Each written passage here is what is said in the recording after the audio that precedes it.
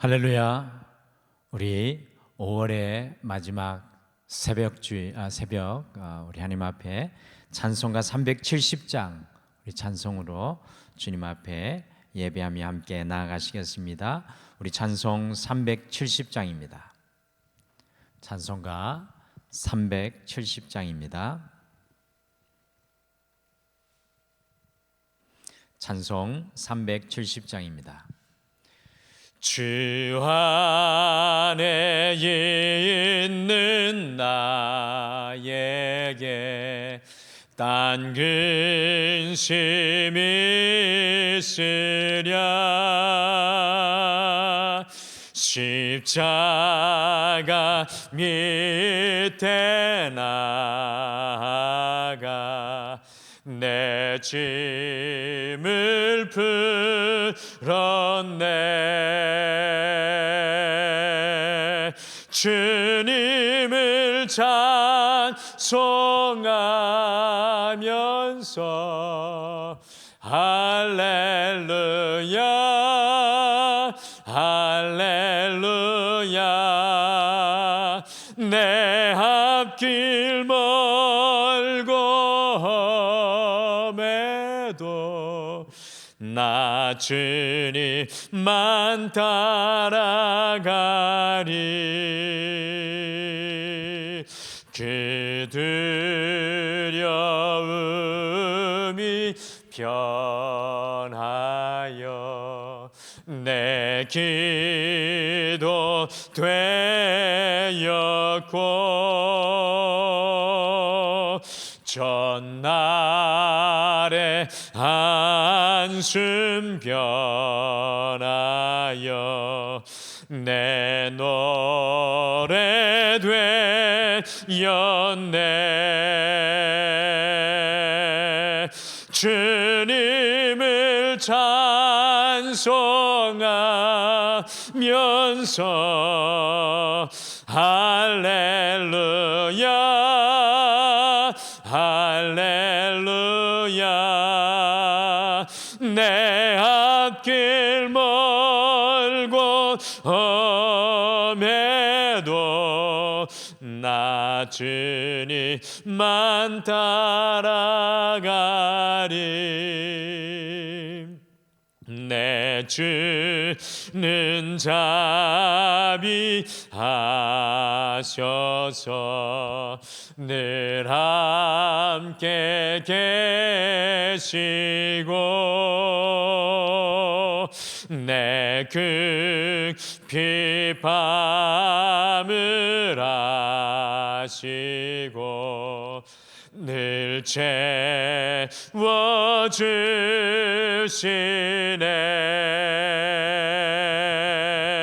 주님을 찬송하면서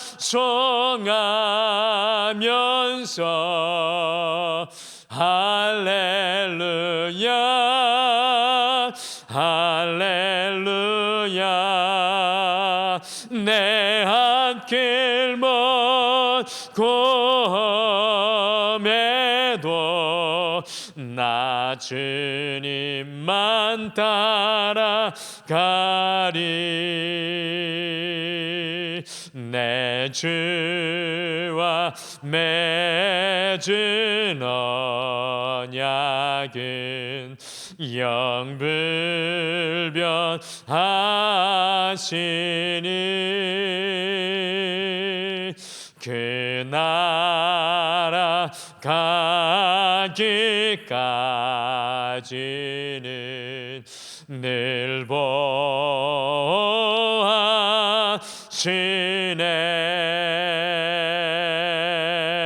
주님을 찬송하면서 할렐루야 할렐루야. 내 앞길 멀고 험해도 나 주님만 따라가리.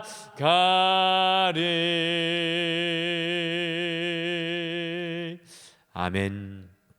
우리 다 같이 기도하시겠습니다. 하나님 아버지, 지난 한 주간도 또 지난 5월도 이 가정의 달 주께서 우리를 품어주셔서 여기까지 우리를 도우시는 에벤에셀의 하나님을 찬양하며 감사 올려드립니다. 주님, 우리가 걸어가는 인생길 같지만 우리의 호흡도, 우리의 한 발걸음 한 발걸음도, 우리의 가정도, 우리의 자녀도, 우리의 직장과 사업도 모두 다 주님의 손길 아래 있음을 고백합니다. 오직 주님, 우리를 오직 청지기의 자리로 돌아가게 하여 주셔서 주님 주신 것을 관리하며 주님 앞에 모든 영광을 돌려드릴 수 있는 겸손한 주의 청지기, 주의 종의 삶이 되게 축복하여 주시옵소서. 한 달을 마무리하며 한 주를 마무리하며 주님 앞에 겸손히 무릎을 꿇고 주님보다 앞서 나간 것들이 있었다면 회개로, 또한 주님께서 채워주신 말로 할 수 없는 것들, 그 축복이 있다면 감사로, 또한 걱정과 염려와 주님이 도우실 것을 바라보아야 할 것이 있다면 진정한 간구로 기도에 무릎을 꿇는 오늘 이 새벽 되게 하여 주시옵소서. 하나님 들려주시는 말씀 가슴에 품기를 소원하며 예수님의 이름으로 간절히 기도드리옵나이다. 아멘. 우리 함께 보실 말씀은 누가복음 12장 16절에서 21절 말씀입니다. 누가복음 12장 우리 16절에서 21절 말씀입니다. 누가복음 12장 16절에서 21절 말씀, 우리 신약성경 115페이지에 있습니다. 누가복음 12장 16절에서 21절 말씀, 우리 한 목소리로 다 같이 읽겠습니다. 시작. 또 비유로 그들에게 말하여 이르시되 한 부자가 그 밭에 소출이 풍성하매 심중에 생각하여 이르되 내가 곡식 쌓아둘 곳이 없으니 어찌할까 하고, 또 이르되 내가 이렇게 하리라. 내 곡간을 헐고 더 크게 짓고 내 모든 곡식과 물건을 거기 쌓아두리라. 또 내가 내 영혼에게 이르되 영혼아, 여러 해 쓸 물건을 많이 쌓아두었으니 평안히 쉬고 먹고 마시고 즐거워하자 하리라 하되, 하나님은 이르시되 어리석은 자여, 오늘 밤 내 영혼을 도로 찾으리니 그러면 내 준비한 것이 누구의 것이 되겠느냐 하셨으니 자기를 위하여 재물을 쌓아두고 하나님께 대하여 부유하지 못한 자가 이와 같으니라. 아멘. 5월 이 가정의 달 마지막 날인 이 마지막 예배의 날인 오늘 이 시간에 한 부자 가정에게로 우리의 눈을 함께 돌리겠습니다. 이 부자를 가만히 살펴보면 부자는 참 부지런히 일하는 사람이었습니다. 자신의 밭의 소출을 극대화하는 능력 있는 사람이었고요, 또 미래를 내다보면서 자신의 추수한 곡식을 창고에 넣어 그 창고를 새롭게 증축할 계획하는, 앞을 내다볼 수 있는 사람이었습니다. 세상에는 돈을 벌 줄만 알았지 돈을 쓸 줄 모르는 부자가 많이 있는데, 오늘 우리가 만나는 이 부자는 돈을 벌 줄도 알고 쓸 줄도 아는 부자가 아닌가 생각합니다. 거기에다가 미래도 설계할 줄 아는 부자였습니다. 세상의 잣대로 보면 아주 괜찮은 부자였는데, 오늘 이 부자를 향한 예수님의 평가는 달랐습니다. 이 부자의 가정을 향한 예수님의 평가는 달랐습니다. 20절에 예수님께서 이 부자를 향하여 어리석은 자여라고 안타까워 하십니다. 도대체 이 사람이 이런 소리를 들은 그 이유는 무엇입니까? 남의 것을 빼앗고 착취하지 않고 열심히 살아보려는 건전한 인생관을 가지고 있는 것 같아 보입니다. 그런데 왜 이 사람을 향하여 예수님께서는, 이 가정을 향하여 예수님께서는 어리석은 자야라고 말씀하시는 것입니까? 오늘 이 가정의 날 마지막 새벽 시간에 우리가 부자의 가정을 함께 살펴보시면서 이 부자의 가정이 어리석은 가정이라고 불릴 수밖에 없었던 세 가지 이유를 함께 말씀을 통해 찾아보겠습니다. 그래서 오늘 말씀의 제목이 이 부자의 가정에는 없었던 세 가지인데, 부자의 가정에 없는 세 가지가 무엇인지 함께 상고하시면서 오늘 이 5월 마지막 이 가정의 달 새벽 예배, 우리 가정을 또한 기도로 조명해 보시는 이 아침 되시기를 축복합니다. 첫째, 이 부자의 가정에는 감사가 없었습니다. 오늘 이 부자를 깊이 들여다보시면 부자에게는 전혀 감사가 없었습니다.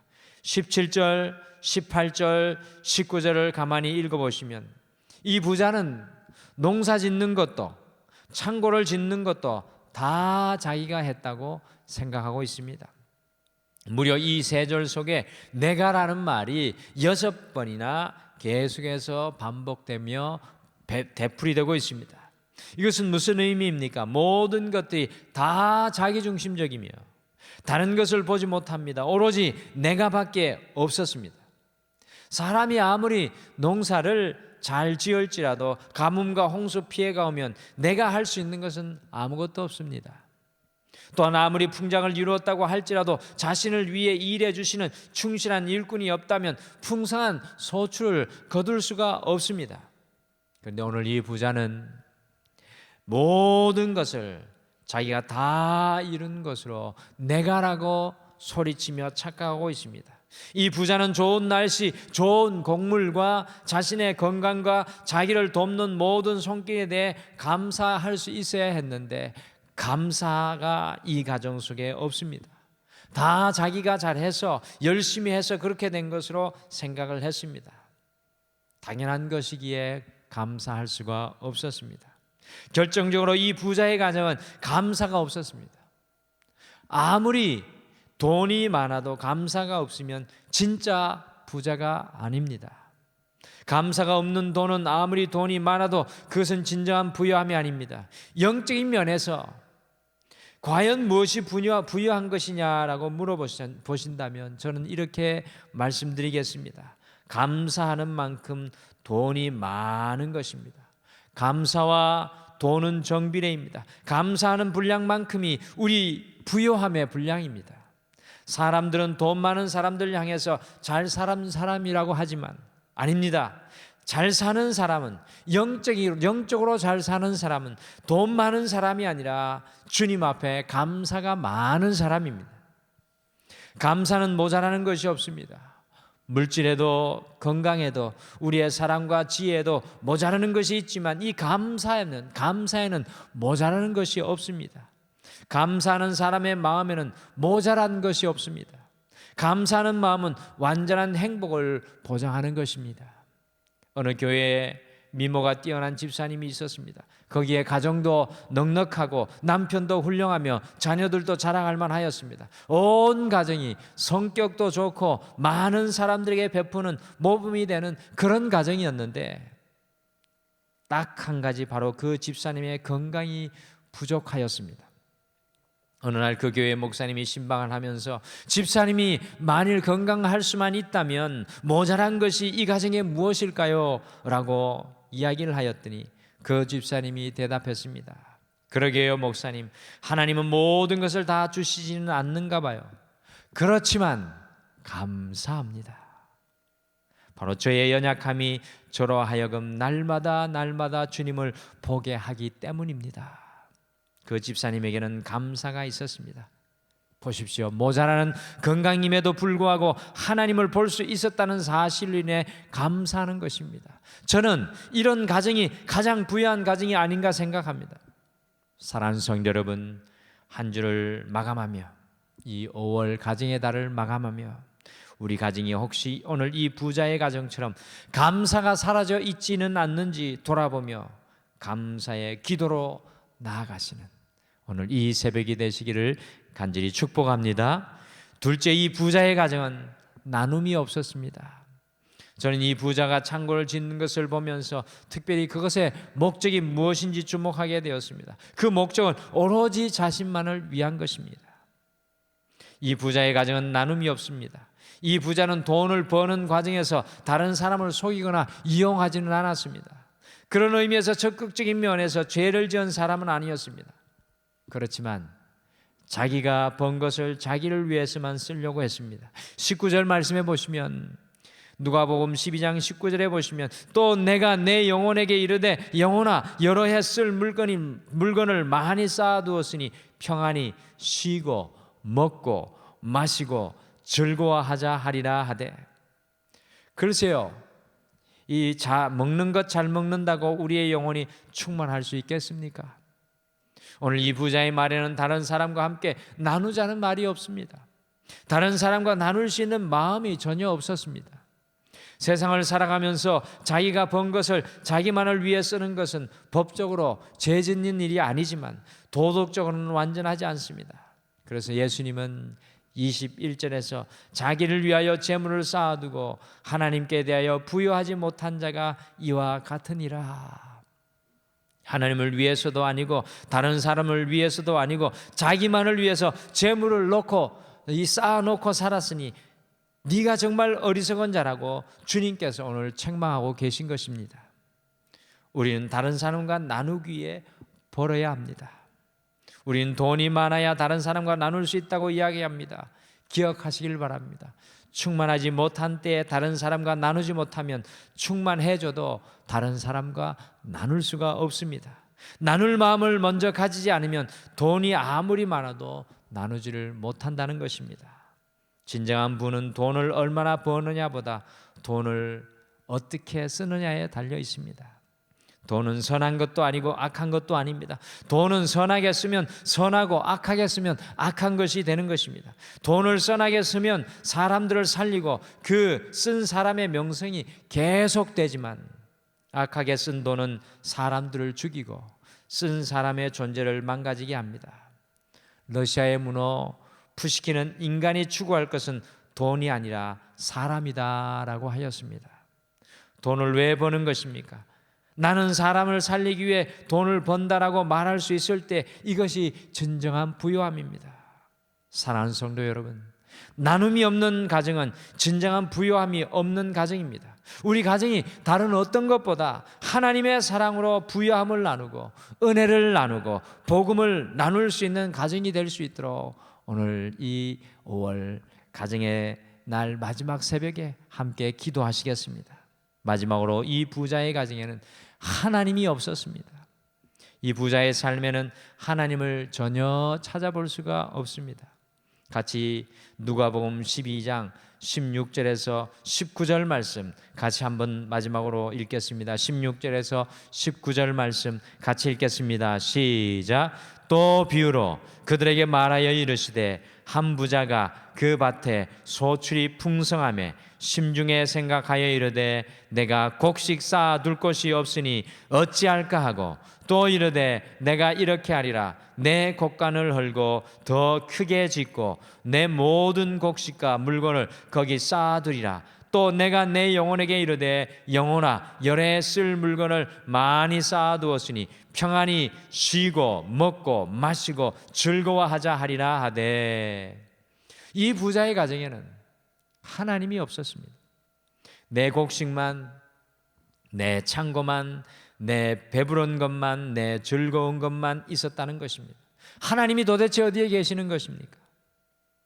하나님이 계셔야 하는 자리에 하나님이 없으니 자기 자신밖에 발견되지 않습니다. 하나님이 안 계시니까 돈 가지고 재미있을 타령만 있습니다. 여러분 돈을 많이 버시기를 바랍니다. 그러나 하나님이 있고 돈이 있게 되기를 바랍니다. 여러분 건강하시기를 바랍니다. 그러나 하나님이 있고 우리의 건강이 있게 되기를 바랍니다. 여러분이 지체 높게 되시기를 바랍니다. 그러나 하나님이 있으시고 지체 높게 되기를 바랍니다. 하나님이 없는 지체, 영광, 돈과 건강은 온전한 축복이 아닙니다. 그것이 재앙의 자리에 갈 수 있습니다. 우리는 그것을 경계해야 합니다. 하나님이 없이 잘 되는 것은 축복이 아니라 재앙이고 저주가 가까운 것입니다. 그는 자기의 인생을 자기 마음대로 조작할 수 있고 오늘이 있으니 내일이 있다고 생각을 했습니다. 그러나 오늘 부자가 이야기합니다. 내 영혼아 즐거이 먹고 마시고 즐기자라고 생각했습니다. 그는 하나님께서 그의 생명을 그날 밤이라도 데리고 갈 수 있다는 그 사실을 알지 못했습니다. 그는 돈만 있으면 모든 것이 다 될 줄 알았습니다. 돈만 있으면 죽음도 뛰어넘을 수 있다고 생각했을지도 모릅니다. 그러나 죽음이 결정적으로 자기 코앞에 다가왔을 때 자기는 아무것도 할 수 없다는 것을 깨닫게 되었습니다. 돈으로 쾌락을 누리기를 원했습니다. 그러나 하나님 없이 쾌락을 얻기를 원하는 이 부자는 죽음 앞에서 그 가진 것을 다 날려버리는 허무한 인생이 되고 말았습니다.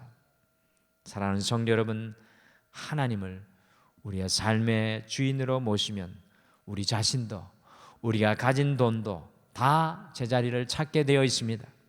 하나님이 없으니까 우리가 있어야 할 자리를 잃어버립니다. 하나님이 없으니까 돈이 있어야 할 자리를 잃어버리고 사람들을 해치고 우리가 있는 이 땅까지도 인간들이 아프게 하는 것입니다. 사랑하는 성도 여러분, 이 부자의 가정에는 하나님이 없었습니다. 하나님께서 우리 가정에 계셔야 우리의 가정의 모든 것이 비로소 제자리에 서게 되어 있습니다.